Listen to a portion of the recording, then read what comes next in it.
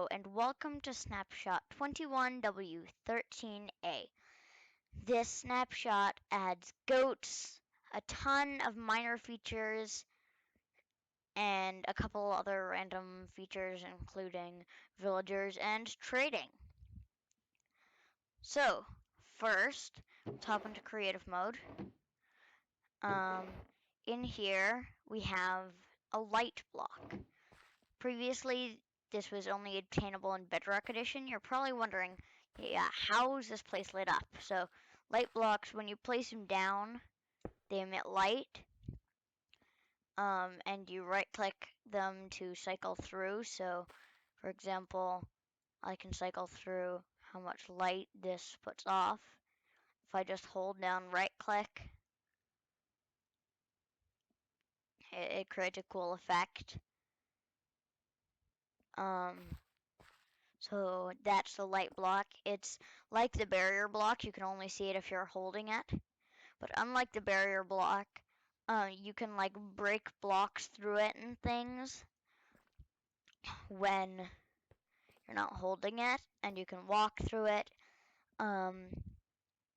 It is waterloggable, so let's just give this some more light.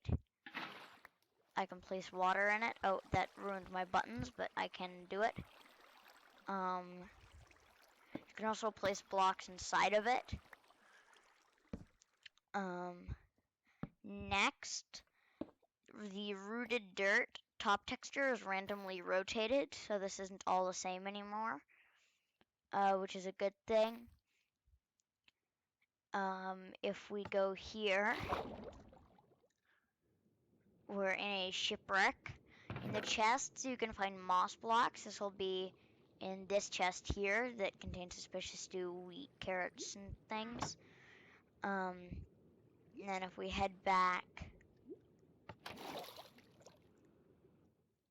and click this button, this takes us to a mine shaft. In the mine shaft chests, you can now find glowberries.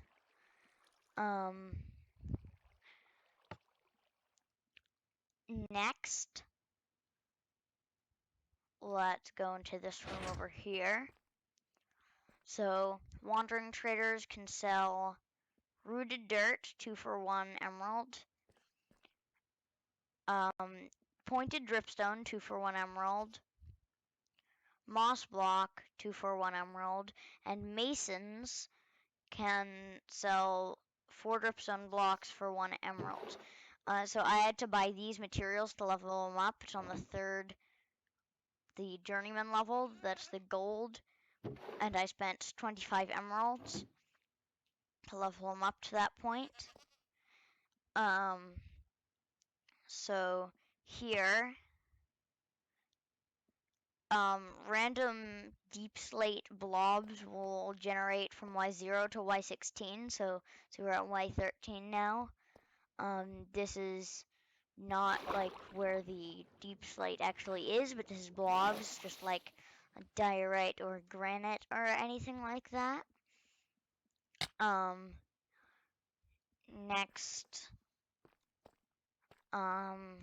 over here, little pointed dripstone things generate. We're not in a dripstone caves biome. This is just a random, like, kind of rare-ish occurrence. Not super rare, maybe not as rare as you would think. And then finally, glow squid and axolotls can spawn in here. So there's an axolotl, and glow squid can spawn too. Any axolotl type can spawn here. We'll be talking about some more things about the axolotls in a minute. So that is that. Next, we have a bunch of changes to do with powder snow, especially concerning mobs. So first, let's take our leather boots and put them on. When you go up them, it's faster with leather boots. I can definitely see this. Next, flint and steel. if I hop into survival mode and set myself on fire and walk into the powder snow, it puts me out, but it also melts the powder snow. Next, having to do with polar bears, strays, and snow golems. So if we spawn a polar bear, a stray, a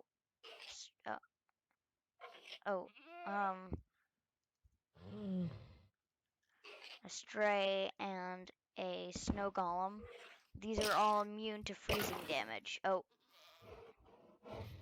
well, they're all immune to freezing damage. And then next, blazes, striders, and magma cubes take extra damage. Where's the blaze?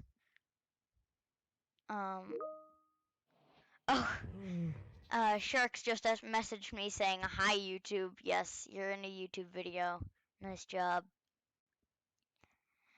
Alright, so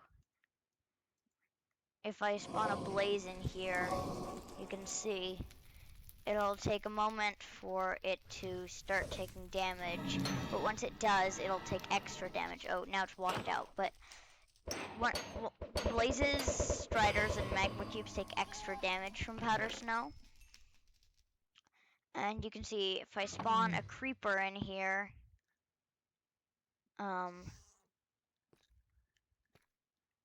once the creeper is... Okay, let's try and get it to stay in here. Once the creeper is fully frozen and will start taking damage, it's going to start shivering, as you can see. The changelog doesn't list this, but I see it also applies to the player, so I don't know if you can tell, but I am shivering right now from the cold. Next, onto the changes with axolotls. So you can see I have mining fatigue over here. So if I summon a drown, just like before, they will try and kill it. But now, if you kill it, you will receive 10 seconds or 5 seconds or something of regeneration, and now my mining fatigue is gone as well. So it will clear your mining fatigue and give you a bit of regen. Next, just like before, axolotls will attack glow squids, cod, salmon, tropical fish, and pufferfish. But they would decimate like an entire ocean of them. So, look, it's going to attack it, and it'll kill it. And now if I spawn another one, it can't kill it. It's on 2 minutes of cooldown, so that it doesn't just completely obliterate an entire ocean of fish instantly. With axolotls, the axolotls will, when you pick them up with a bucket, so I'm going to give myself a bucket, it'll store its like health, name, and color.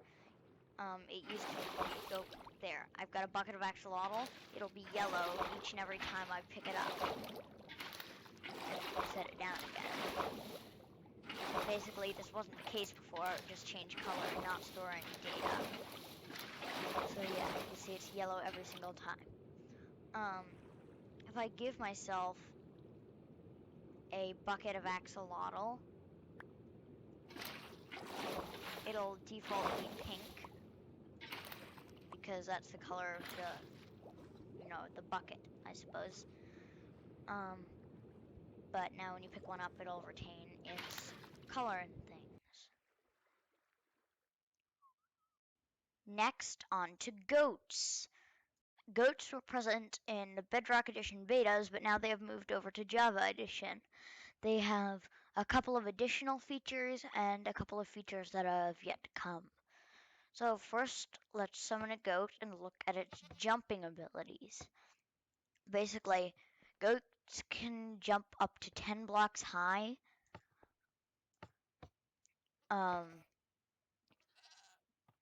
and this is to avoid obstacles on the mountains especially. Goats only have 8 points of health, which is 4 hearts, meaning that they can be killed with 2 crits from a wooden or a golden sword, or a crit and a normal hit from a stone sword, or 2 normal hits from an iron sword, or a crit from a diamond sword or a netherite sword.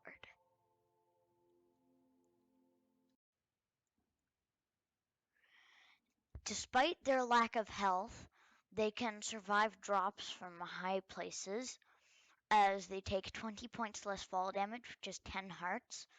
They can survive a drop from 13 blocks or less without taking any fall damage, and they can just barely survive a drop of 23 blocks, which leaves them at half a heart, which is identical to the player.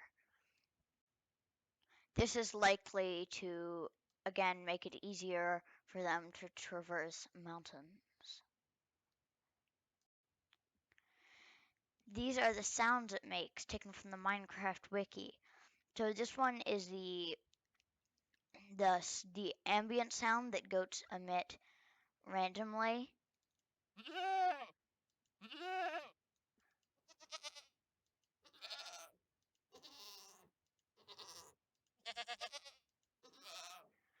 And something I didn't tell you about yet is that when goats spawn, it has a 2% chance to be a screaming goat.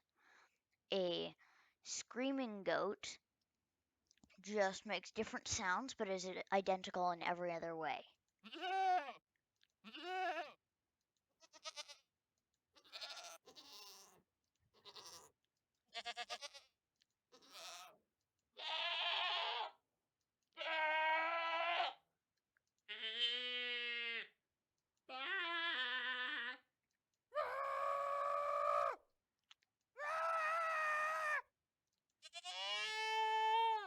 These sounds are actually from real goats, which is very interesting. So this is the death sound for the regular goat dying.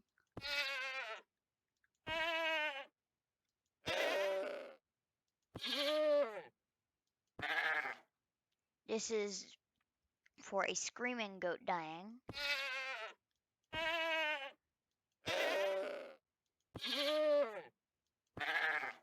This is for a normal goat being hurt. And this is for a screaming goat being hurt.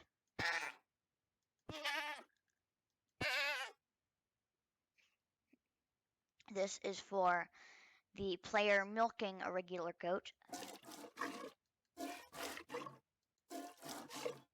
And for milking a screaming goat.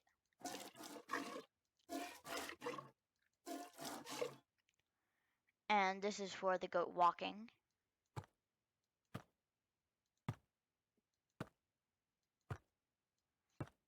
And this is for preparing its ram attack. The ram attack isn't actually in the game, meaning that this sound is not used. It's present in Bedrock Edition, but not in Java Edition yet.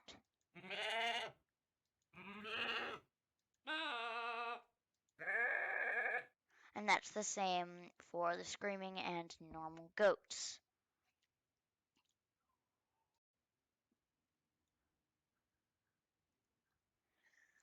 Goats are also attracted by wheat, like sheep and cows, and you can breed them with wheat, rewarding 1 to 7 XP.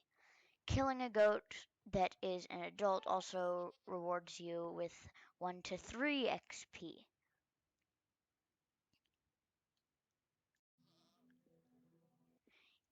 Even though goats can attack you, when you punch... Oh, now they're jumping. When you punch them, they run away like a cow or a sheep or a pig would do. So I'll do that again. They will run away from you. They will not attack back or anything.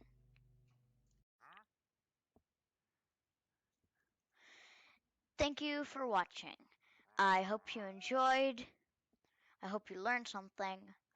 This has been Plating Engineered. Bye.